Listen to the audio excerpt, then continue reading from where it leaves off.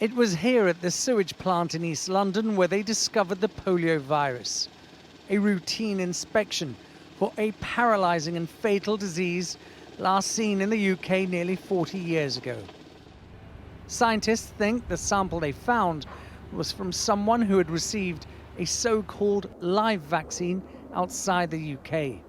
The vaccine virus does have the potential to cause paralysis, and if it has mutated, and there is evidence that this vaccine virus is beginning to mutate.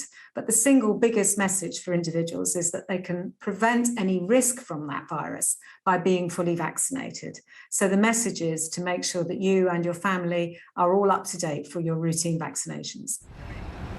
They expect to find between 1 and 3 samples of polio virus in our wastewater every year. What's different this time is that the samples they've found have been several months apart and are still genetically linked.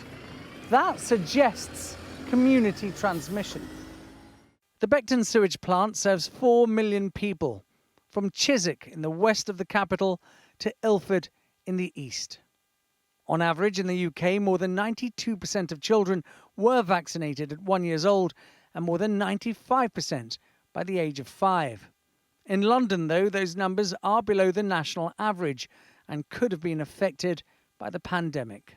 We don't want to panic communities. We want them to understand that the risks are extremely low, but this is a really good moment. Just take a moment to check. Are my children fully up to date with vaccines? If not, those vaccines protect us all from a whole range of communicable diseases. So it's really important that people go to their GPs and make sure they get their vaccine.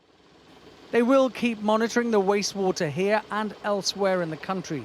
At the same time, health workers will be asked to be vigilant and parents to make sure their children are up to date with their vaccinations. The risk is low for now, but that could change. Ashish Joshi, Sky News in East London.